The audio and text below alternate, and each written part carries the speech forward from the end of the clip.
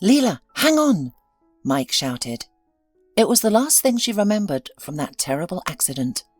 At the time, she was a hopeful fourth-year student and expecting a child. A massive traffic accident on the bridge 10 years ago took the lives of 7 people, including Lila's unborn child. She was saved by doctors who fought for her life for 5 hours.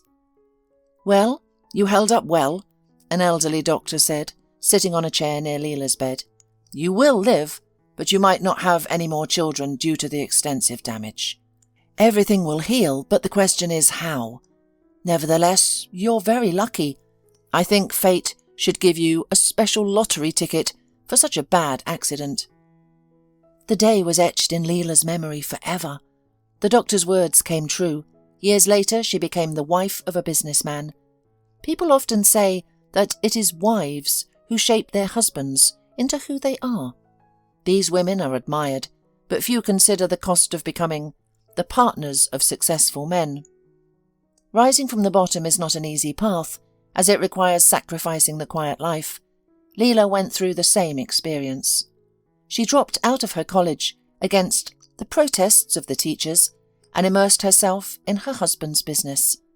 Mike was building a small business for the production of furniture. "Why are you sacrificing your life and career?" Lila's friends asked. "What's the point of putting all your eggs in one basket? How is Mike better than you? You're on track to graduate with honours. Let him think about providing for you while you continue to study." "I understand all your concerns and arguments, girls," Lila reassured her worried friends. "It was his idea to start the furniture company, so I have to compromise." "What if he becomes rich and leaves you, like most successful men do?" her friends insisted. "Oh, come on. He loves me and would never do that," Lila replied with a smile, already thinking about the delicious meal she would cook for her beloved Mike. Seeing that Lila didn't need their advice, her friends washed their hands of the situation and anxiously watched as she sacrificed her life for a man. Even Lila's parents were unhappy with her decision. Her father, in particular, wanted to see his daughter independent and successful.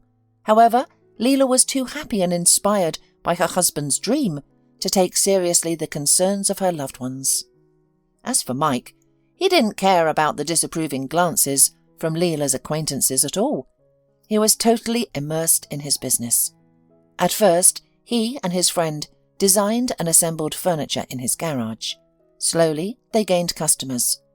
Throughout it all, Lila was by his side, creating the real environment for creativity and career growth. Lila guided her husband through the challenges, set up partnerships, and built a client base. She was the driving force behind the rapidly growing furniture company, which could compete with major manufacturers within a couple of years. Customers trusted the quality of their products, and the range of furniture fulfilled every taste and budget, pleasing those with limited income. However, there was one thing that marred their otherwise blissful life: the absence of children.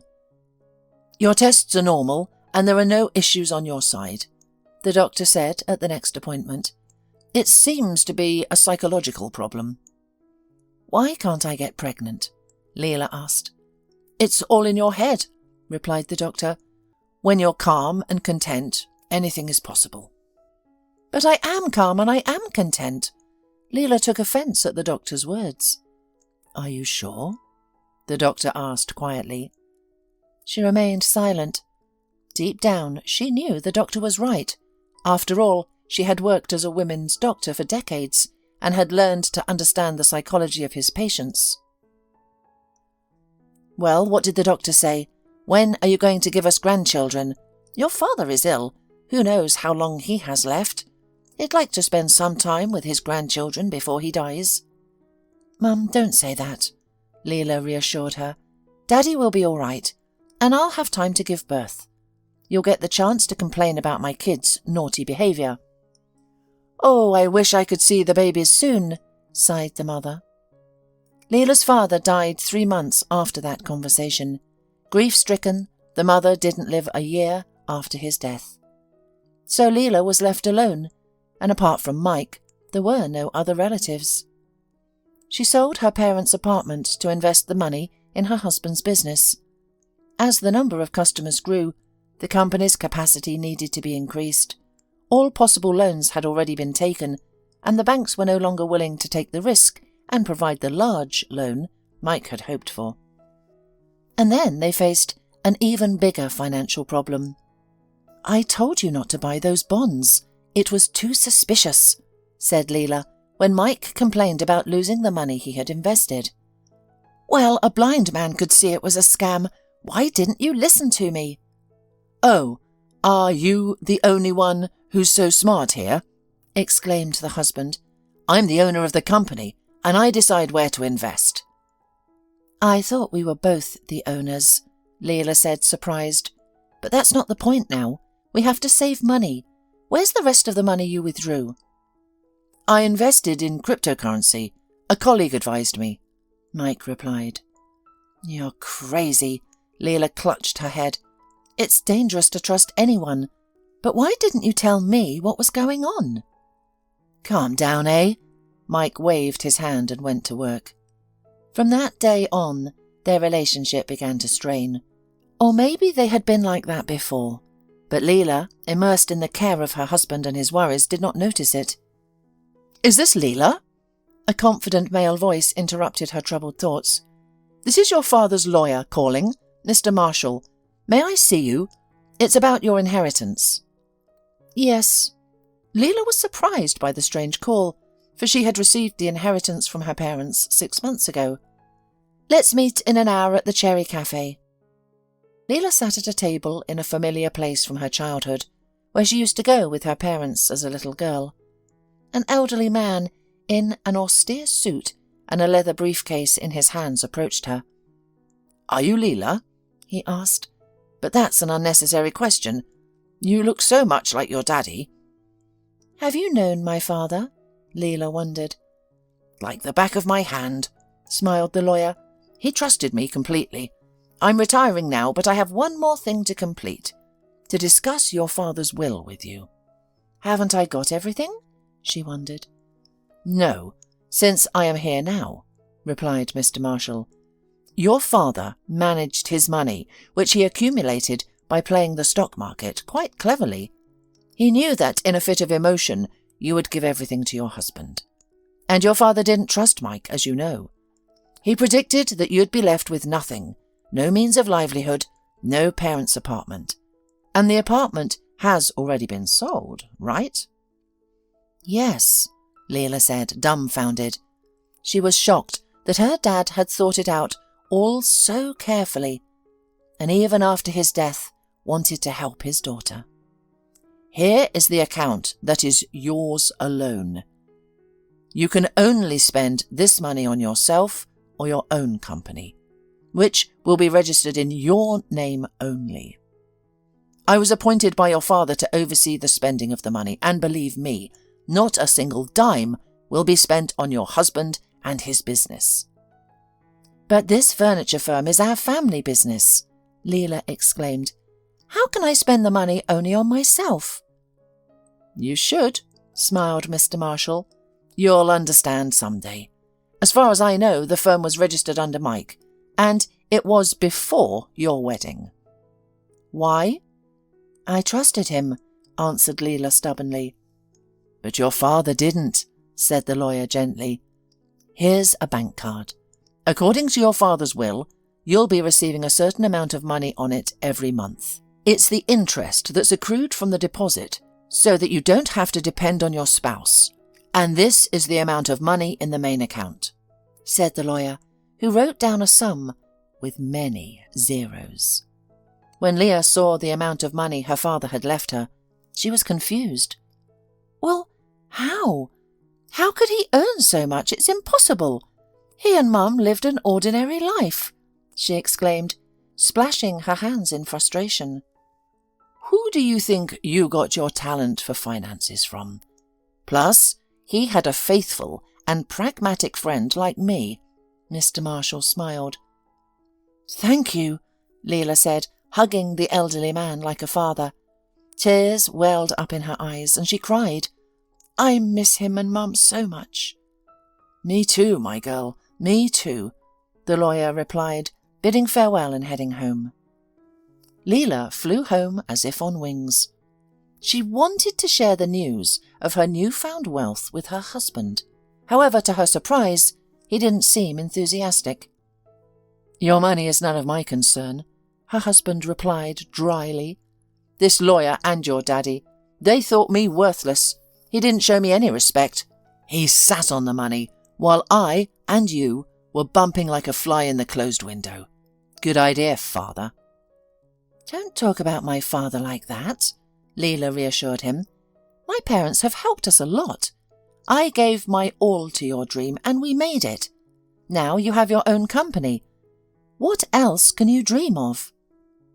"Who asked you to give your all to our business?" Mike suddenly retorted, causing Lila's eyes to well up with resentment. "I have a dream, a son and a daughter, which you can't give me." The last statement struck Lila deeply, as if a red-hot knife had pierced her heart. She hadn't expected such cruelty from her husband. "But you know I can't have children because of that accident.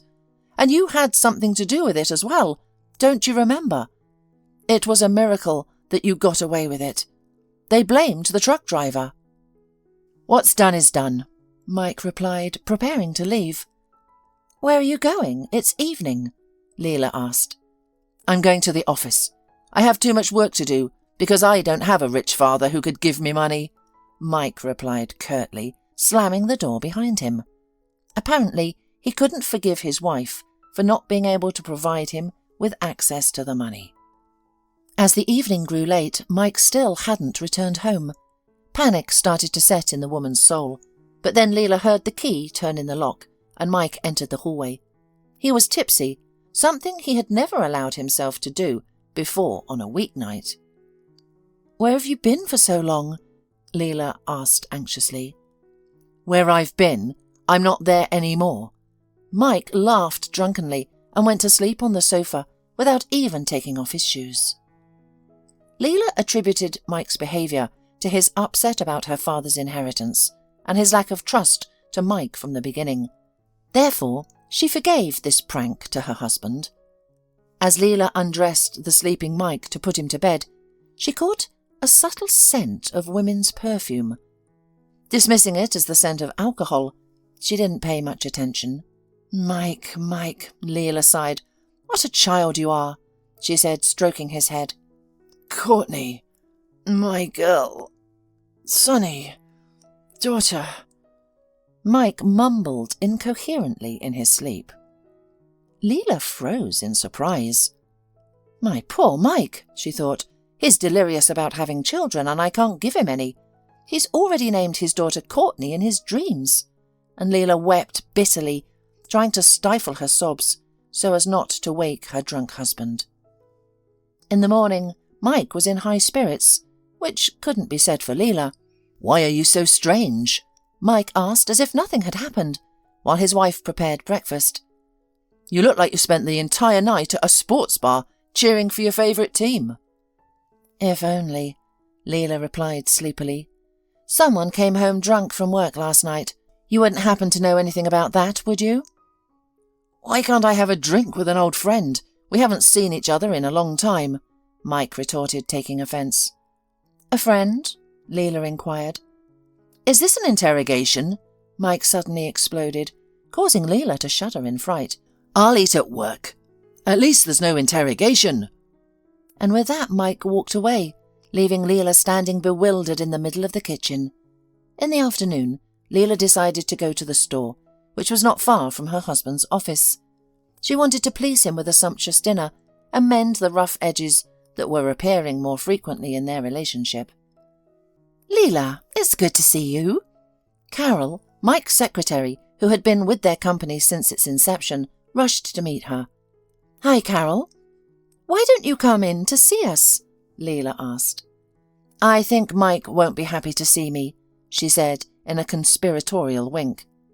Lila found Carol's words strange. "Why are you walking around in the middle of the working day? Did you go for gingerbread and coffee?" Lila joked. "No, I resigned from my job a couple of months ago." said Carol. Why? Lila stood in surprise. Was the salary not satisfactory? We could raise it. There's another reason. Let's just say it has a moral background, she answered evasively. And who's in your place now? Mike didn't say anything. That's strange. There's a new secretary. Her name is Courtney. Carol replied, blushing. And I found another job. I'm getting used to it. I wanted to ask you, did you have a family celebration yesterday? I saw Mike buying a gorgeous bouquet of flowers and a huge teddy bear. No, he was at work late last night and then came home drunk, Lila replied. Are you sure? Carol asked softly and, saying goodbye, went on her way. This strange conversation had gotten into Lila's soul and would not let her relax. Dinner was ready, but she was not as glad as she had been in the morning. Vague doubts tormented her. Lila was afraid to directly ask where her husband had been last night and with whom. What if her suspicions were groundless, and Carol was only seeking revenge on Mike for her dismissal? Dinner was on the table, but Mike still hadn't arrived. He showed up on the doorstep 2 hours later. Lila had to reheat the roast. She put on a smile to hide her worries. Lots of work? Lila asked sympathetically, helping her husband take off his jacket. Her nose detected the familiar scent of expensive French perfume. It was a woman's perfume. After inspecting his shirt for traces of lipstick and finding nothing, Lila calmed down, thinking that she was just overthinking things. Yes, there's a lot of work, Mike said. I was discussing the company's development strategy for next year. You know, I'm so tired. I'll grab a quick bite and go to bed. Okay. But I've been preparing all day. I've been at the stove for 3 hours, Lila said, unable to keep her upset. Let's spend some time together like we used to. Remember? We'll sit, we'll talk, we'll laugh, we'll reminisce. Lila, I'm not desiring to laugh right now. Mike cut her off. We need to increase production, and that requires money. I told you, I'm tired. Can't you hear me? It's true what they say, women become dumb when they become housewives. Lila didn't expect such rudeness from her husband and decided not to continue the argument with him. Dinner passed in silence. The ticking clock seemed to measure the time until the end of the family dinner. Lila occasionally went into the kitchen to wipe away her tears. Soon Mike got up, thanked her for dinner, and left the dining room without even kissing her, as he usually did. Prickly suspicions began to take root in Lila's soul. Why did Carol stop visiting us? Why didn't my father trust Mike? Who was involved in Carol's dismissal? These questions swarmed in Lila's mind without answers. She was going to find out the whole truth, certainly. However, a few days later, she felt sick and weak. Her rare pulse and semi-fainting led her to a hospital bed. It's strange, the young doctor said to Lila. All your tests came back fine, but your condition is not good. It seems like you have symptoms of toxic poisoning and a heart attack combined.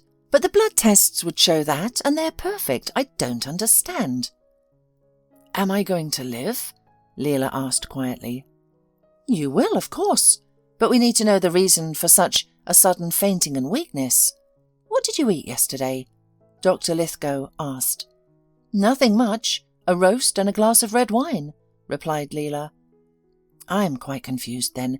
If you think I'm inexperienced, you can change your attending physician, the doctor said grimly. No, I'm fine with you. Perhaps it's the effects of an old injury from the accident, Lila assured the doctor. I don't think so, he said, but everything could be. I'll schedule an MRI and then we'll see. However, the MRI revealed no abnormalities in Lila. The doctors were at a loss, but they helped her recover.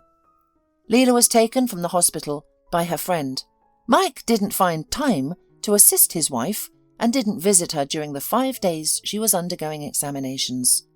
This greatly offended Lila, and she decided to confirm whether her father was right about her husband. As she entered the house, she felt a sense of emptiness.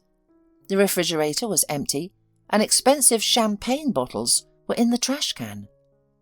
"And what were you celebrating so cheerfully while I was in the hospital, dear husband?" Lila asked aloud, facing Mike's picture on the mantelpiece. "It's time to expose you." "Just wait, hubby.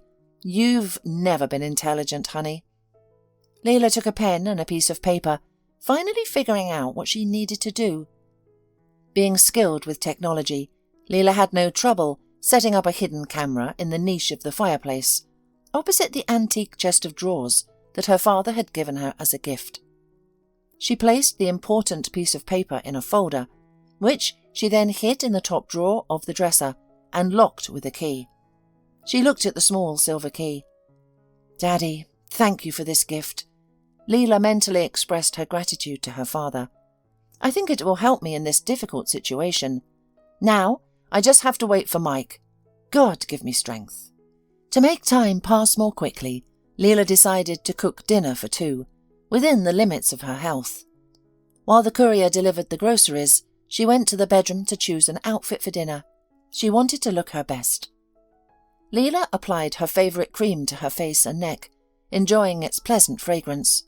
However, she encountered a problem. All her dresses hung on her like hangers. She had lost a significant amount of weight. Looking in the mirror, she saw her sunken cheeks, black eyes that aged her, and thinning, dull hair. Lila also didn't feel well. She was constantly thirsty, even after drinking all the water from the carafe in the kitchen. The groceries arrived quickly, but preparing dinner turned out to be a challenge. Lila had to take breaks frequently as her hands trembled with weakness, and she longed to lie down and rest. She remembered her beautiful pearl earrings and wanted to wear them, but they were not in their usual place. At that moment, the front door slammed open, and Mike entered the kitchen. "Lila, are you home?" "Yeah, I'm here," she replied, coming out into the hallway. "Dinner is on the table. Wash your hands and join me." "How are you feeling? You don't look well." Mike looked at her as if seeing her for the first time. "I'm so-so," she replied. "Have you seen my pearl earrings? I can't find them. It's strange." "No," Mike replied briefly. During dinner, Lila told her husband, "Listen, something strange has been happening to me lately. I don't know how much time I have left to live." Lila noticed how intently her husband listened to her. "That's why I've made a will, but I have one condition." "What?" Mike exhaled. "The will is in my dresser. You must only open it after I pass away. Here's the key. Will you promise me?" Lila handed her husband the precious key. "Certainly," he answered quickly, but hesitating before adding, "Well, I hope that won't happen." The trap was set. Lila had opened it. If Mike discovered the will before the specified time, it would mean that all he wanted from her was money. Lila anxiously watched to see if Mike would approach the dresser. She had installed a special app on her phone. 3 days passed, but Mike didn't come near it. Lila began to feel a sense of relief. They resumed having dinners together, which helped calm her down. However, the mysterious illness resurfaced. Lila's condition deteriorated rapidly, and she was transported by ambulance back to the same hospital again. When Lila regained consciousness, Dr. Lithgow and an unfamiliar man were standing in front of her, engaged in a heated argument. "Oh, come on, Travis, what nonsense!" exclaimed Dr. Lithgow. "You're talking nonsense. You're a medic." "I've seen patients like her before," Travis whispered. "It's not good if you don't help them in time. Why don't I get her our granny, who was a talented herbalist?" "Oh, come on. Bring me more shaman. Let him dance with a tambourine arrangement. Maybe we can use witchcraft to get a new ultrasound machine at the same time." Dr. Lithgow slapped. "This is a hospital, not a forest village. So don't bother our granny. She's not young, and she has a high blood pressure." "Doctor," Lila whispered, "what shamans are you talking about?" "Oh, you're awake. That's good." Dr. Lithgow leaned over Lila and checked her pulse. "Your heart is racing. I don't understand anything." "My brother is joking. He's talking nonsense. Rest now, and I'll check on you later." And Lila was left alone in the room. This time, Mike had splurged and chosen the best ward for his wife, apparently to apologise for the last time when he had left Lila here alone. Between the procedures, she took out her phone and started watching the space where the dresser stood. She was afraid she would miss the moment when Mike opened the drawer. But nothing happened for a while, so Lila just observed her surroundings and thought she was wrong in her suspicions. However, her patience was rewarded. Lila clearly saw Mike walk over to the dresser and take the key out of his jacket. Suddenly, he looked around and smiled, welcoming, as if he had seen something beautiful.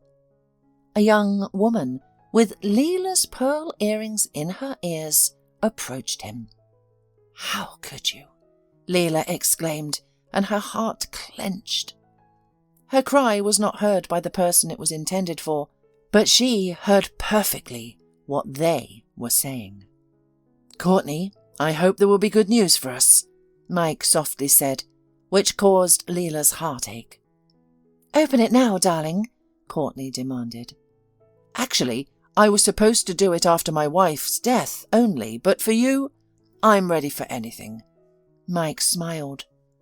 Voila! He skillfully pulled out the folder with the will. With hands trembling with greed, he opened the folder. A completely blank sheet lay before him. "I don't understand that stupid humour," Mike shouted and threw the sheet on the floor. "What is this? Where is the will? What does it mean?" "It seems like you've been tricked," Courtney grudgingly said. "How could you let her do that? You said you had it all worked out." "She knew I would open the will beforehand, so she suspected me," Mike concluded. "I can't stand her anymore. I'm sick of her." "Calm down," said Courtney. "You're scaring me, and it's not good to worry."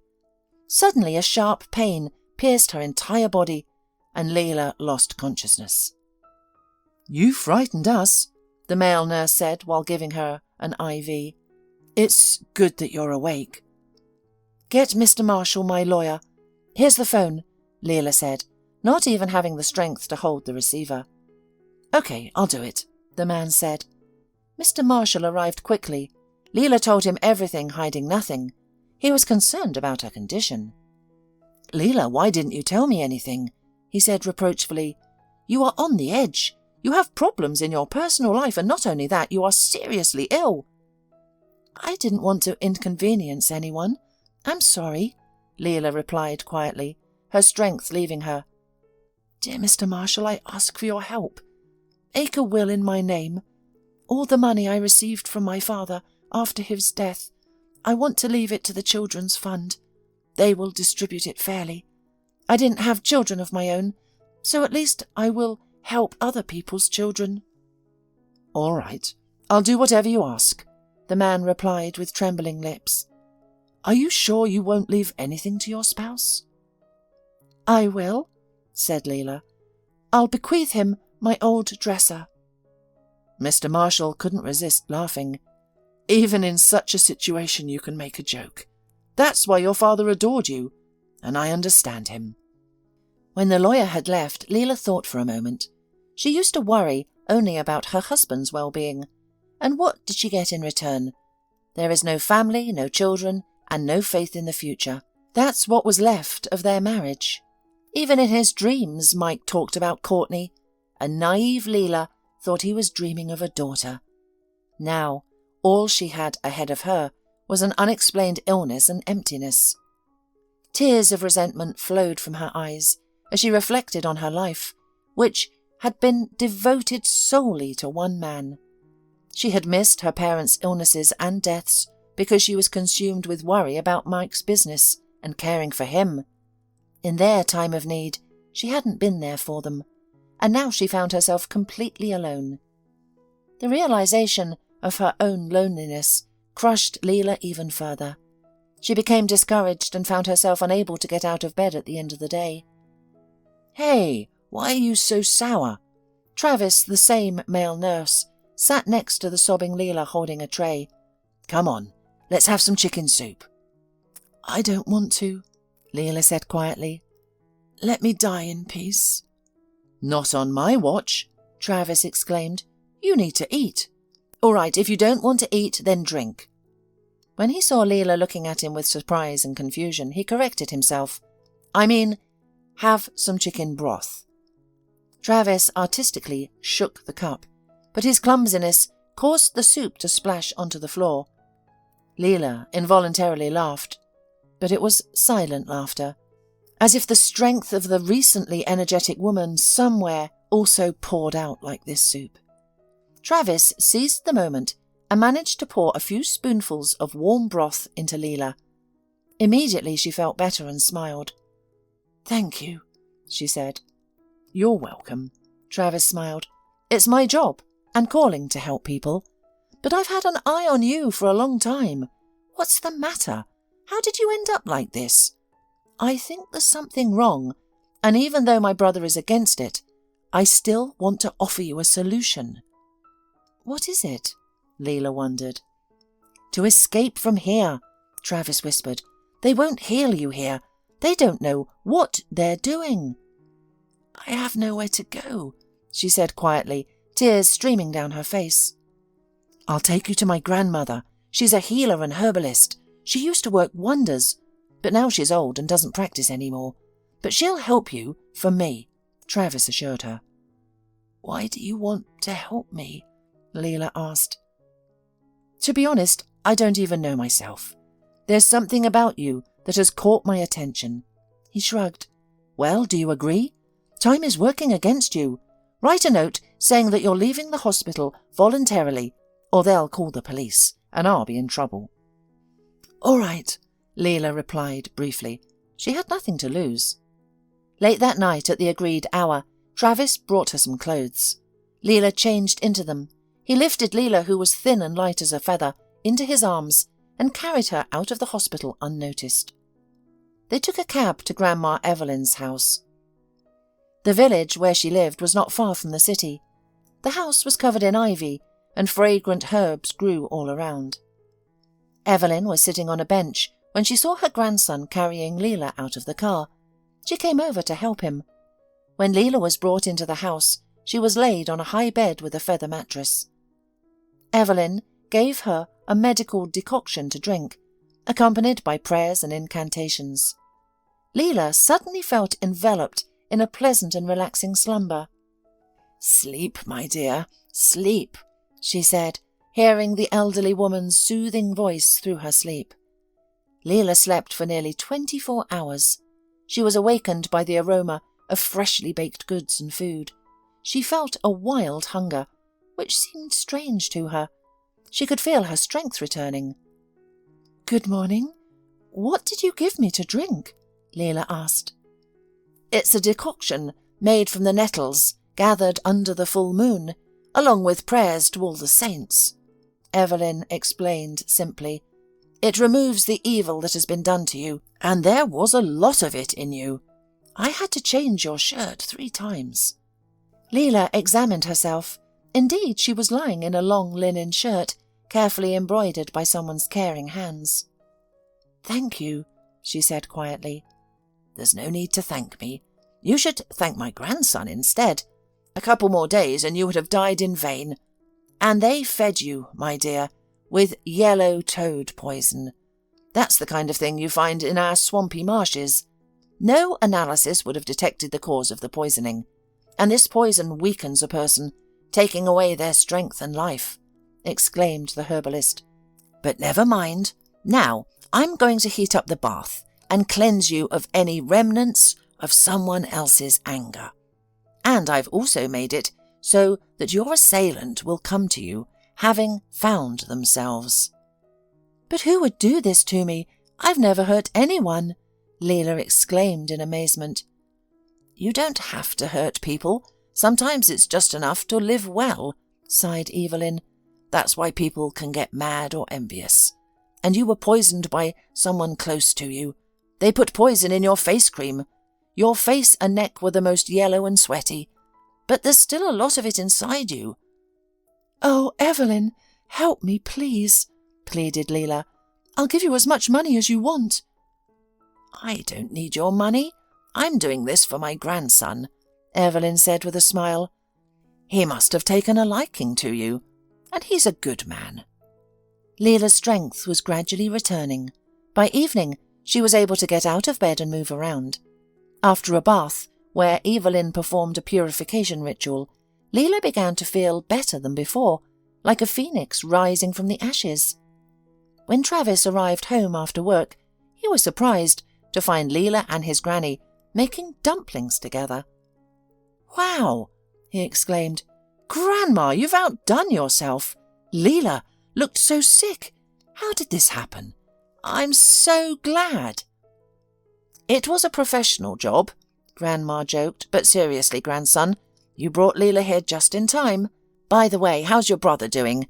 Is he angry?" "Well, he's good," Travis grinned. "He left me without a bonus, saying it was for self-rule." "We'll have to give him a bath too to wash away his pride," grumbled Grandma. The next 3 days passed peacefully and tranquilly for Lila. She had never felt better. She enjoyed being in the village, the clean air, delicious food, the closeness to nature, and the simplicity and openness of the people. She decided to stay, much to the delight of Evelyn and Travis. The healer had been in need of a successor for a long time, and Travis had developed strong feelings for the beautiful and gentle Lila. But this idyllic period was interrupted by a visit from Lila's past life. Mike showed up, clearly not expecting to see Lila in good health, and he was unpleasantly surprised. "Well, hello," he said sarcastically. "So this is where you've been hiding. The hospital told me you had run away. How could you do that? You could have died without treatment." "Hello," Lila said. "And who, I wonder, is to blame for my illness? Do you happen to know? I have every right to leave anywhere, but poisoning someone is a serious crime." Mike turned pale. "What poison? I know nothing about it," Mike cried. "And you don't know anything about your mistress Courtney either, right?" Lila asked, no longer caring about her husband's infidelity. She realized she no longer loved him. "I have no mistress," Mike shouted, his face turning red. "But the camera footage says otherwise," Lila grinned. "Did you like my will? By the way, I've filed for divorce. My lawyer will be in touch." "I'm glad to hear. I've wanted to divorce you for a long time," Mike yelled. "I'm sick of you. I own the whole business, including your house. You signed the deed of gift without looking." "Yes, my father was right about you, and I'm grateful for his help," Lila grinned. "I'm sorry about your Courtney. I think she'll meet the same fate as me. Now get out. This house is too clean for your kind." And Mike left, slamming the door loudly. Lila could no longer hold back her tears and sobbed. Evelyn rushed to comfort her. "Don't be sad, my dear. You're still young and will start living again. God willing, everything will work out for you." She stroked Lila's head. "Look at how Travis looks at you. He can't take his eyes off you." "I think it's mutual," Lila confessed to the elderly woman. "Well, go and tell him," Evelyn smiled, "because he's tormented by his feelings." That same night, when the two hearts in love met, Lila and Travis worked things out between them and decided to get married as soon as Lila got a divorce. They didn't have long to wait for that. Mr. Marshall did everything so that Lila finally parted ways with her traitor husband. Rather than having a grand wedding, the couple opted for a modest ceremony at the registry office, surrounded by their closest friends and family. "I wish you nothing but joy in life, Lila," Mr. Marshall said, embracing the young woman. "Your father would approve of your choice. Travis is a worthy man." "Thank you," she replied. "We've also decided to open a small medical centre in the village. Currently, we don't even have a paramedic here, and the sick have to travel to town for medical services. Additionally, we want to establish an office for alternative medicine, with Evelyn in charge. However, it seems we'll need a special permit for that."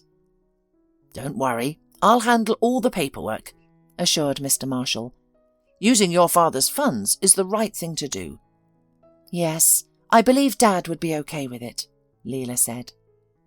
While the construction of the medical centre was underway, Evelyn taught Lila all the wisdom she possessed. The elderly woman also left Lila an old book about herbals. This book was a family heirloom passed down through generations of women. It was a large, ancient manuscript, bound in red leather, which Lila diligently studied under Evelyn's guidance. Soon, Lila became well versed in herbs and their uses, and was able to identify the true cause of ailments. Travis's household now had 2 herbalists. It was only then that Lila realized why she had never completed her studies at the university. She had a different calling, to heal and save people. Her incredible talents were immediately recognized by Travis's grandmother.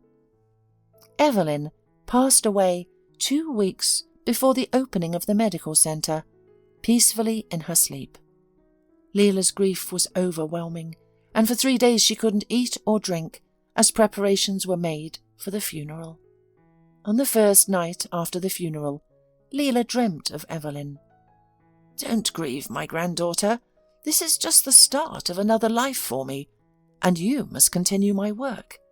Take care of Travis and the miracle that awaits. I am leaving."